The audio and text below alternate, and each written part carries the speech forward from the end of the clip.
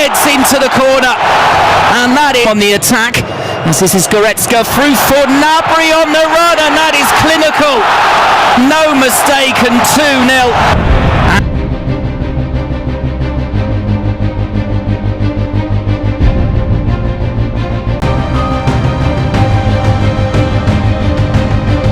Ibintu bikomeje gukomera na FIFA kuba yaremeye ko igikombe cy'isi kiberera muri Leta Zunze Ubumwe za Amerika.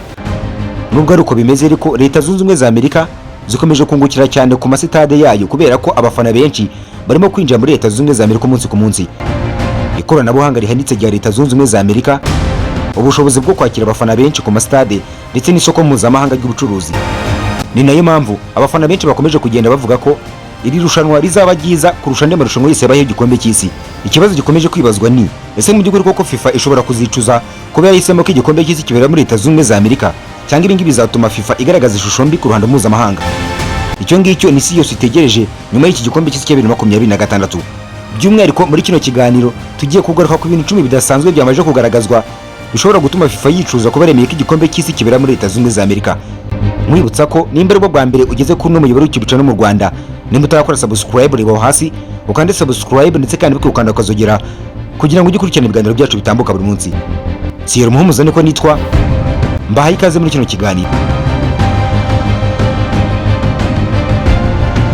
Ikintu cya mbere kirimo kugaragaza ko FIFA irimo kwicuza mu ibanga rikomeye cyane kuba yaremeye ko igikombe cy'isi kibera muri Leta Zunze Ubumwe za Amerika. Ikintu cya mbere ni ibibazo bya visa ku bafana benshi bakeneye kujya kureba imikino y'igikombe cy'isi cya 2026 muri Leta Zunze Ubumwe za Amerika. Kimwe mu bibazo bikomeye nuko abafana benshi bagiye batandukanye barimo guturuka mu bihugu byinshi bigiye bitandukanye mu isi barimo kugorwa cyane no kubona visa zo kwinjira muri Leta Zunze Ubumwe za Amerika. Ni mu gihe igikombe cy'isi kigomba guhuza isi yose, ariko harimo haragaragara impungenge zikomeye cyane ku bafana bamwe na bamwe barimo kubura amahirwe yo kwitabira imikino y'igikombe cy'isi cya 2026.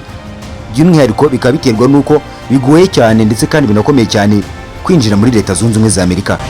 Ibi ngibi birimo biratuma amasitade amwe n'amwe agiye atandukanye arimo araberaho imikino y'igikombe cy'isi cya 2026 abura abafana kubera ingendo ndende, amafaranga menshi yo kwinjira muri stade, ndetse na bamwe mu bafana bakaba barabuze amaviza yo kwinjira muri Leta Zunze Ubumwe za Amerika.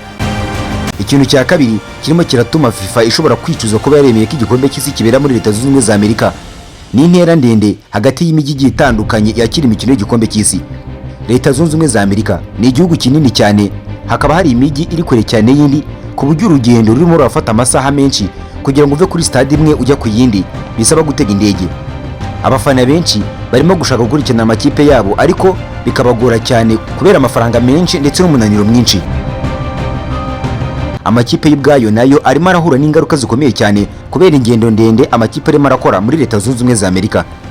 Ikintu cya gatatu kirimo kiragaragaza yuko FIFA irimo kwicuza ku buryo bukomeye cyane kuba yaremeye ko igikombe cy'isi kibera muri Leta Zunze Ubumwe za Amerika.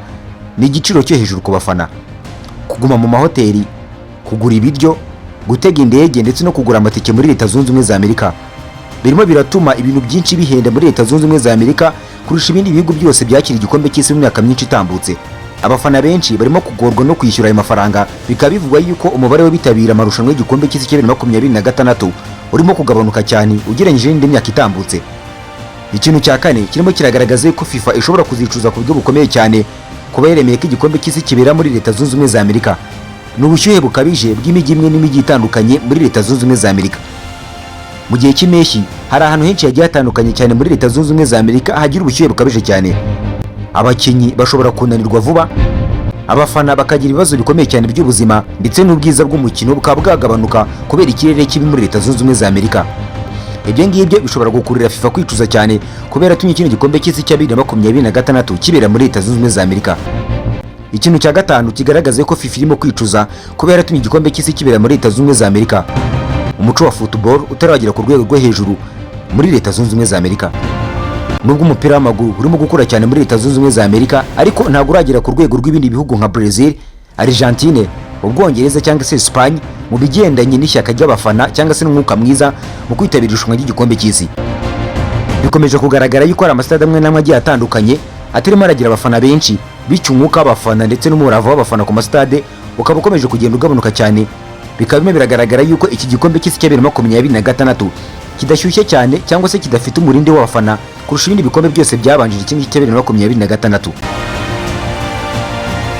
Ikibazo cya gatandatu kirimo kiratuma FIFA yicuza kuba yaremeye ko igikombe cy'isi kibera muri Leta Zunze Ubumwe za Amerika ni ibibazo by'umutekano. Igikorwa gikomeye cyane nk'igikombe cy'isi gikurura abantu benshi bagiye batandukanye babarwa muri za miliyari. Kubungabunga umutekano mu mijyi igiye itandukanye muri Leta Zunze Ubumwe za Amerika icyarimwe ni ikintu gisaba imbaraga nyinshi kurenza uko bitekereza. Ikibazo icyo ari cyo cyose cy'umutekano gishobora kubaho muri Leta Zunze Ubumwe za Amerika gishobora gutuma FIFA inengwa cyane ku ruhando mpuzamahanga kurusha indi myaka myinshi yabayeho mu gutegura igikombe cy'isi. Ikintu cya karindwi kigaragaza ko FIFA irimo kwicuza cyane kuba yaremeye ko igikombe cy'isi kibera muri Leta Zunze Ubumwe za Amerika ni umuvundo w'imodoka kurusha ubwikorezi rusange. Mu mijyi myinshi igiye itandukanye muri Leta Zunze Ubumwe za Amerika abantu bakoresha imodoka cyane kuruta kugenda n'amaguru. Abafana badafite imodoka barimo kugorwa cyane no kugera ku mastade cyangwa se gutakaza igihe kinini bamara mu muhanda kubera akavuyo k'ibinyabiziga muri Leta Zunze Ubumwe za Amerika. Ibi ngibi birimo biratuma igikombe cy'isi kibiha cyane kurusha indi myaka myinshi yabayemo igikombe cy'isi. Ibi ngibi birimo biratuma FIFA igira igitutu gikomeye cyane kuba yaremeye ko igikombe cy'isi kibera muri Leta Zunze Ubumwe za Amerika. Ikintu cya munani kirimo kiratuma FIFA yicuza kuba yaremeye ko igikombe cy'isi kibera muri Leta Zunze Ubumwe za Amerika harimo guhura kw'igikombe cy'isi ndetse n'indi mikino ikunzwe cyane muri Leta Zunze Ubumwe za Amerika. Leta Zunze Ubumwe za Amerika zifite amarushanwa akomeye cyane arimo basketball, baseball, American football. Hari impungenge z'uko abafana bamwe na bamwe bagiye batandukanye muri Leta Zunze Ubumwe za Amerika batarimo baritabira igikombe cy'isi nk'uko byagiye bigenda mu mikino y'igikombe cy'isi mu myaka yabanje, kubera ko imikino imwe n'igiye itandukanye ikomeje kuba muri Leta Zunze Ubumwe za Amerika nka basketball, baseball ndetse na American ball. Iyi mikino ni y'Abanyamerika bazi ndetse kandi bafata nk'imikino ikomeye kurusha indi mu isi. Ikintu cya cyenda gishobora gutuma FIFA inengwa ndetse kandi ikaba irimo iricuza kubera yaremeye ko igikombe cy'isi kibera muri Leta Zunze Ubumwe za Amerika ni ukunengwa n'ibitangazamakuru bikomeye cyane mu isi mpuzamahanga. Niba habaye ikibazo icyo ari cyo cyose muri Leta Zunze Ubumwe za Amerika kigendanye na visa, ibiciro, umutekano cyangwa se ubwikorezi, ibitangazamakuru byinshi bigiye bitandukanye byo ku isi byose bizahita bigarukira FIFA bibaza impamvu cyangwa se bibaza ubusobanuro bikomeje kugenda biba ku mikino imwe n'imwe itandukanye irimo kubera muri Leta Zunze Ubumwe za Amerika. Ibi ngibi bishobora kwangiza isura nshya ya FIFA ndetse bikaba byatuma abantu benshi bibaza ku cyemezo FIFA yafashe cyo kwemera ko igikombe cy'isi kibera muri Leta Zunze Ubumwe za Amerika niba cyari gikwiye koko. Ikintu cya 10 ari nacyo cya nyuma kigaragaza ko FIFA irimo kwicuza impamvu yatumye igikombe cy'isi kibera muri Leta Zunze Ubumwe za Amerika ni ukwibaza niba ubwitabire bw'abafana butarageze ku rwego rwari rwitezwe na FIFA. Igikombe cy'isi kibarirwa mu biro bikomeye cyane kurusha ibindi mu isi. Iyo abafana batitabira igikombe cy'isi ku kigero FIFA yarateganyije, ibi ngibi bishobora gufatwa nk'ikimenyetso gikomeye cyane cy'uko hari gahunda zitagenze neza mu mikino y'igikombe cy'isi.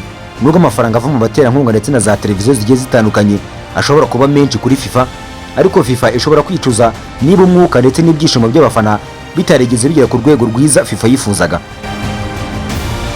Nubwo harimo kugaragara impungenge zigiye zitandukanye, Leta Zunze Ubumwe za Amerika zifite inyungu zikomeye cyane zirimo zirakora muri kino gikombe cy'isi kubera stade zayo zigezweho zirimo kwakira imikino y'igikombe cy'isi.